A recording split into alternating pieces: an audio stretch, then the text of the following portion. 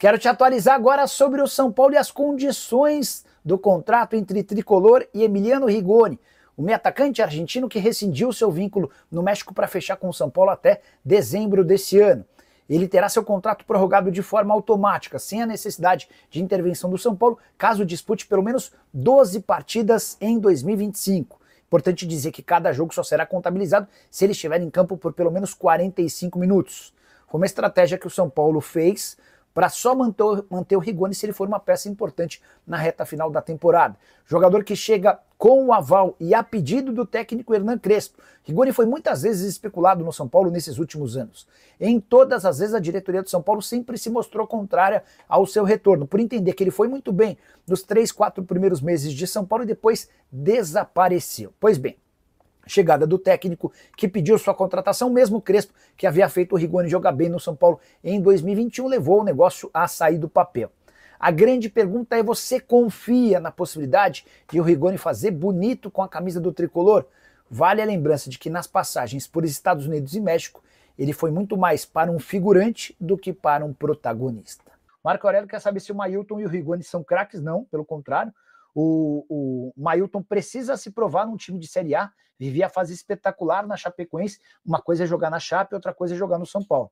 Na Chapecoense ele era o cara com mais participações em gol do time e recordista de assistências na segunda divisão. Vamos ver como é que ele sai no São Paulo com a concorrência do Cédric, entre outros, né? Sobre o Rigoni, eu não contrataria.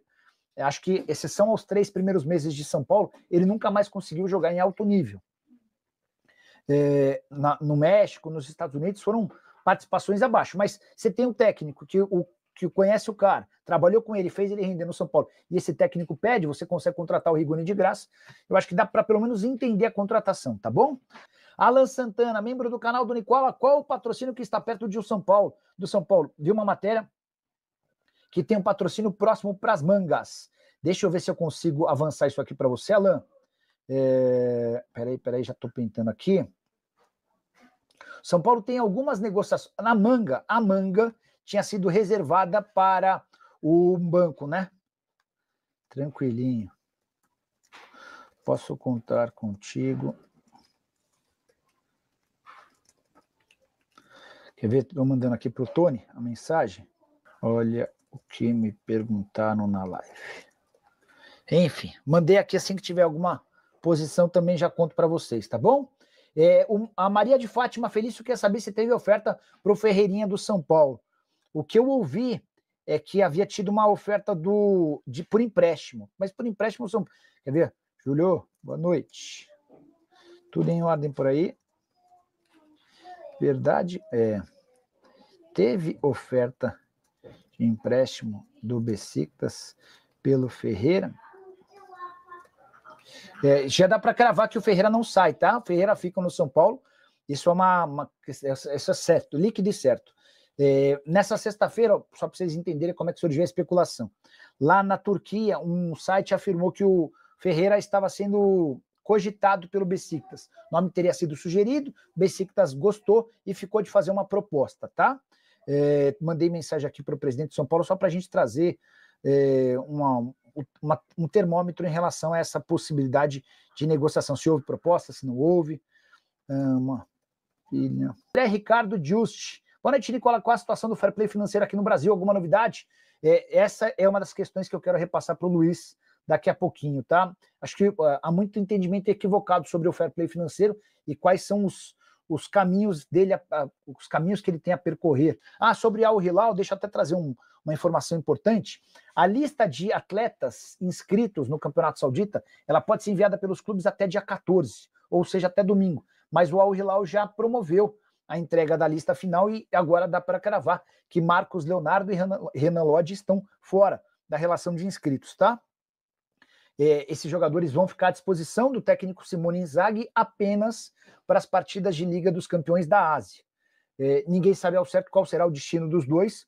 O Marcos Leonardo está cogitando a possibilidade de ir à FIFA para rescindir o contrato e depois escolher seu novo caminho. O Renan Lodge ainda não se posiciona. Deixa eu até mandar uma mensagem para o empresário do Renan Lodge para ver se a gente consegue alguma atualização. Peraí. A Maria de Fátima perguntou se teve oferta para o Ferreira.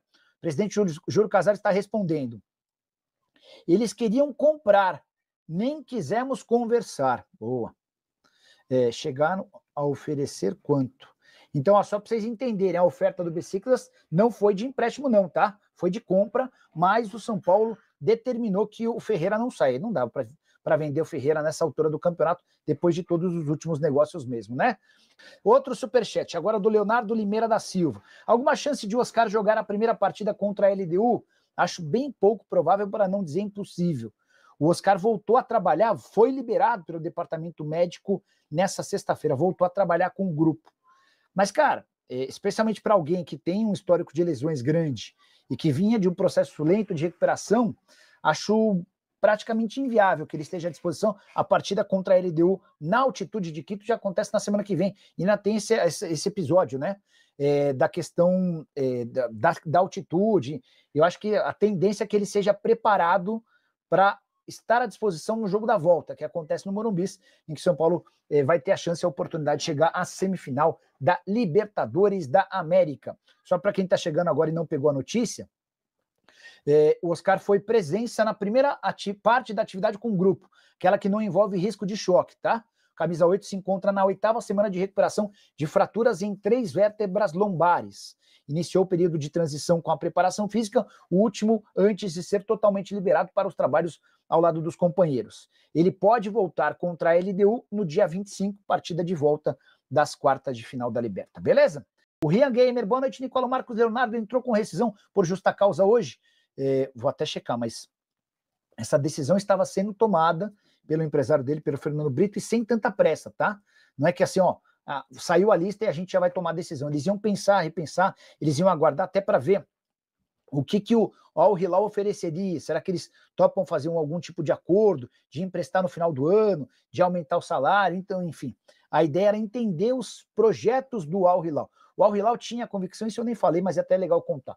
O Al Hilal tinha a convicção de que conseguiria mudar o regulamento do Campeonato Saudita, permitindo que o Marcos Leonardo, apesar da idade, continuasse atuando entre os atletas com menos de 21 anos, só para vocês entenderem. O limite de estrangeiros no futebol saudita é de 8, tá? Mas criou-se uma regra, algum tempo atrás, que você tem esses 8 estrangeiros, além de 2 abaixo de 21 anos. O Marcos Leonardo completou 22 em maio e deixou de fazer parte dessa primeira lista de exceção, desses 2 estrangeiros com menos de 21 anos, que não seriam considerados estrangeiros. E eles estavam, não sei porquê, mas eles tinham a convicção de que conseguiriam alterar essa parte do regulamento, tá bom?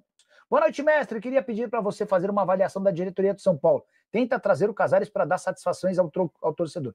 Bora, eu estou fazendo esse convite ao presidente do São Paulo há bastante tempo. Imagino que vamos conseguir, pelo menos até o fim da temporada, um grande dirigente do São Paulo. E na medida do possível a gente vai trazer dirigentes de vários clubes. Hoje a gente fala com dirigente gremista, enfim.